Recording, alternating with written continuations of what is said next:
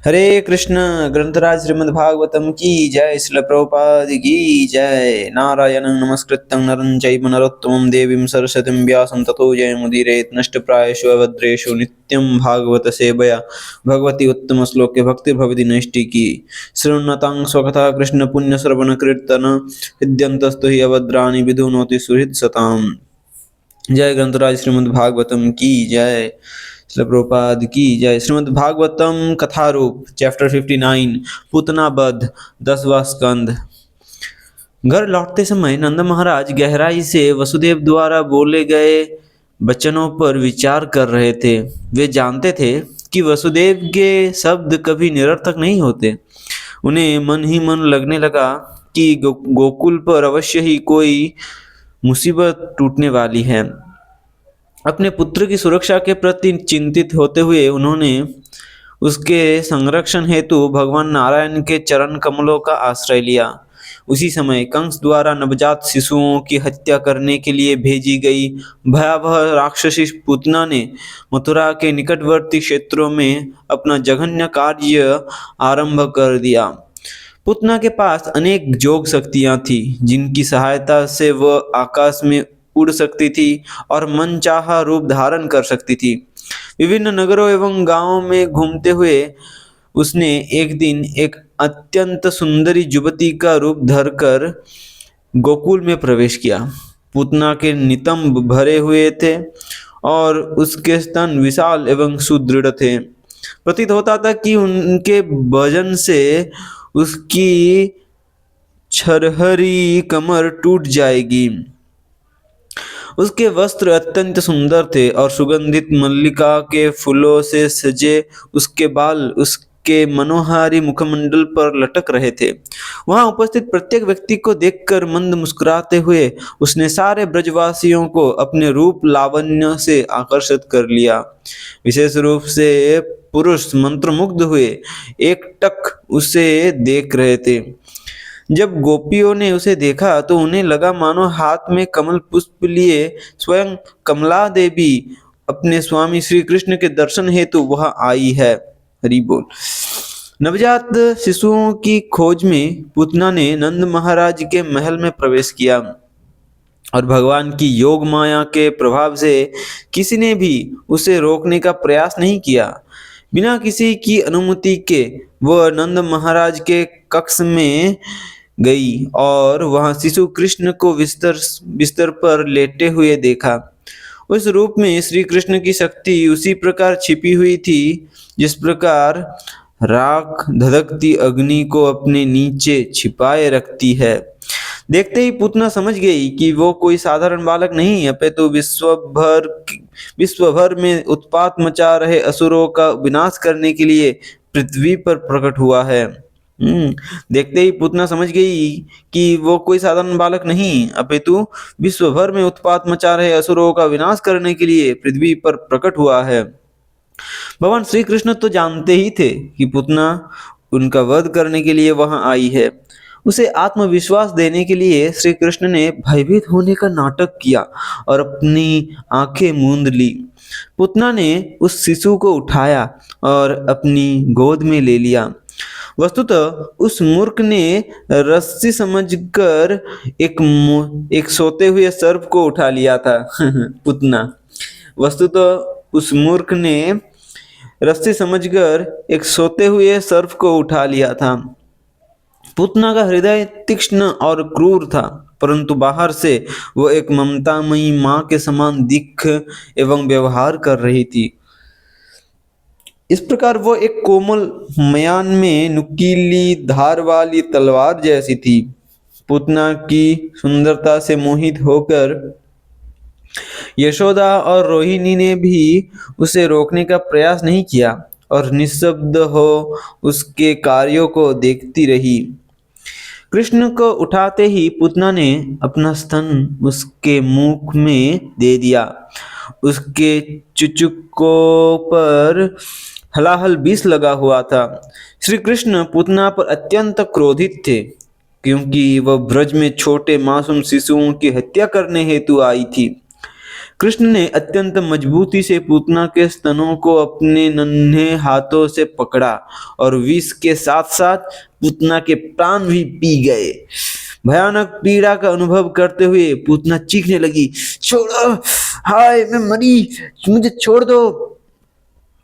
उसकी आंखें फटकर खुल गई और पसीने से तर-बतर वो अपनी भुजाओं और टांगों को इधर-उधर पटकने लगी। पूतना की चित्कार इतनी तेज थी कि समस्त पर्वतों के साथ पृथ्वी तथा उच्च एवं निम्न सब लोग थर्रा उठे। लोग जहां तहां गिरने लगे। उन्हें लगा मानो इंद्रदेव उन पर वज्रपात करने जा रहे हैं। इस प्रकार पूतना के प्राणों का अंत हो गया। उसका मुंह खुला था, बाल, भुजाएं और पैर फैले पड़े थे और मरने से पहले वो अपने इस छद्मवेश को छोड़कर राक्षसी रूप में आ गई। पूतना के विशालकाय शरीर ने 12 मील तक वृक्षों को विनष्ट कर दिया। उसके तीक्ष्ण दांत हल्की चोंच के समान नुकीले थे। उसके तीक्ष्ण दांत हल्की चोंच के समान नुकीले थे। उसके नथुने पर्वतों की गुफाओं के समान गहरे थे और प्रतीत होता था कि उसके स्तनों के स्थान पर पर्वतों की 2 विशाल चोटियां आ गिरी हो। उसके विकरे बाल तांबे के रंग के थे। उसके नेत्र कोटर 2 अंधे कुओं के समान तथा भयावह दिख रही। उसकी जंघाएं नदी के विशाल तटों जैसी थी। उसकी भुजाएं और टांगे लंबे पुल तथा उसके पेट सूखी झील जैसा दिख पड़ता था। राक्षसी की चित्कार सुनकर ग्वालों का हृदय, कान तथा सिर पहले ही आतंकित हो चुका था और जब उन्होंने उसके विशालकाय अद्भुत शरीर को देखा तो वे घोर चिंताग्रस्त हो गए। परंतु बालक कृष्ण निर्भय होकर पूतना के वक्षस्थल पर खेल रहा था। जैसे ही गोपियों ने उसे देखा, वे दौड़कर आई और उसे उठा लिया। बालक को सुरक्षित तथा प्रसन्न देखकर वे मन ही मन भगवान का आभार मानने लगी। यद्यपि पूतना का विशालकाय शरीर उसकी अदम्य शक्ति को दर्शाता है, परंतु उसका वध करने के लिए भगवान को अपना शरीर बढ़ाने की आवश्यकता नहीं पड़ी। यद्यपि पूतना का विशालकाय शरीर उसकी अदम्य शक्ति को दर्शाता है, परंतु उसका वध करने के लिए भगवान को अपना शरीर बढ़ाने की आवश्यकता नहीं पड़ी। एक शिशु के रूप में भी भगवान सदैव भगवान ही रहते हैं। शिशु को अतिरिक्त सुरक्षा प्रदान करने के लिए यशोदा, रोहिणी एवं अन्य वरिष्ठ गोपियां कृष्ण के सिर पर गाय की पूंछ घुमाने लगी। उन्होंने कृष्ण को अच्छी तरह गौमूत्र से नहलाया और फिर उसके शरीर पर गायों की पदधूलि का लेप किया।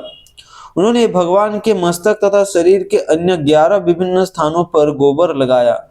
इस प्रकार उन्होंने शिशु की सुरक्षा सुनिश्चित की। तब गोपियों ने अपने दाहिने हाथ से पानी की 3 बूंदें पीकर आचमन किया और शिशु कृष्ण की सुरक्षा के लिए न्यास मंत्रों का उच्चारण किया। गोपियों द्वारा उच्चरित मंत्र भगवान विष्णु के विभिन्न नामों द्वारा युक्त थे और प्रत्येक नाम शरीर के किसी विशेष अंग की सुरक्षा के निमित्त था।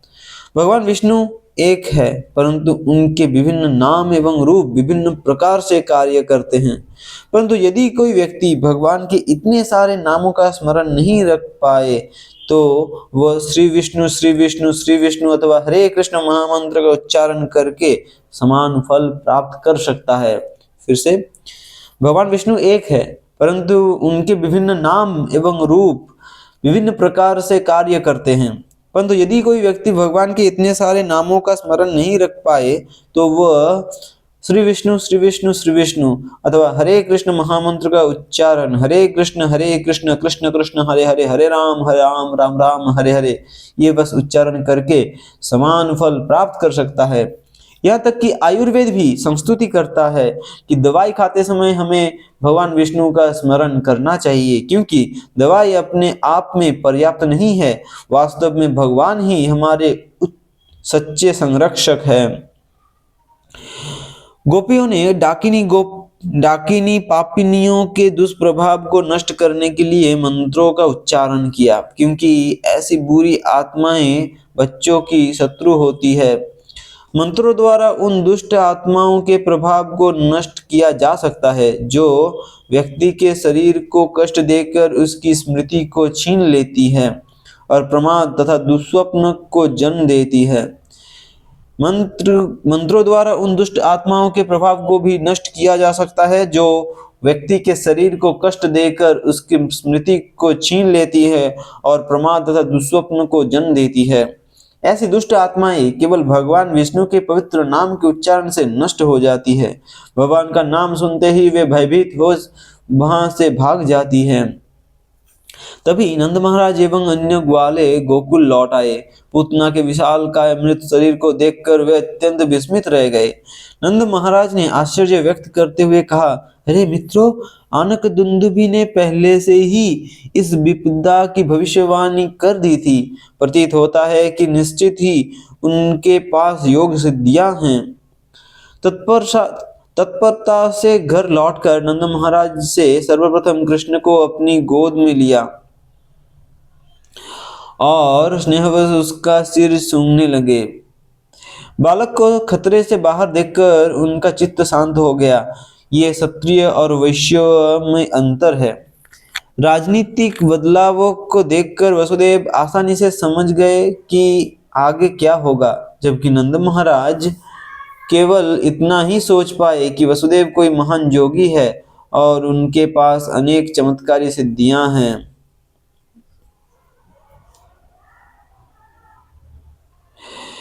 वृंदावन निवासियों ने अपने कुल्हाड़ियों से पूतना के शरीर के टुकड़े किए और लकड़ी की चिताएं बनाकर उन्हें अग्नि दे दी। ऐसी मान्यता है कि सांप को मारने के बाद उसके टुकड़े टुकड़े करके उसे जला देना चाहिए, अन्यथा उसके पुनः जीवित होने की संभावनाएं बनी रहती है। कृष्ण ने पूतना का स्तनपान किया था और इसलिए वह समस्त भौतिक गंदगी अथवा दुर्गुणों से मुक्त हो चुकी थी। पूतना के मृत शरीर के जलने से अगुरु जैसी सुगंध निकली और संपूर्ण वातावरण में व्याप्त हो गई। पूतना के मृत शरीर के जलने से अगुरु जैसे सुगंध निकली और संपूर्ण वातावरण में व्यक्त हो गई। पूतना मानवीय शिशुओं के रक्त की प्यासी थी और इसी कुत्सित भावना के साथ वह कृष्ण के पास आई थी। परंतु क्योंकि उसने भगवान को अपना स्तन दिया था, भगवान ने उसके इस कार्य को भक्ति मानकर स्वीकार कर लिया। फिर यशोदा एवं उन अन्य गोपियों का क्या कहना जिन्होंने असीम स्नेहवश श्री कृष्ण को स्तनपान करवाया था। पूतना को गोलोक वृंदावन में यशोदा मैया की सहायिका अथवा धात्री का स्थान प्राप्त हुआ। हरि बोल। पूतना को गोलोक वृंदावन में यशोदा मैया की सहायिका अथवा धात्री का स्थान प्राप्त हुआ। फिर उन गायों का क्या कहना जिन्होंने माता के समान श्री कृष्ण को अपना दूध पिलाया था और श्री कृष्ण आनंद पूर्वक जिनके थनों को चूसा करते थे। हरि बोल। ग्रंथराज श्रीमद् भागवतम की जय।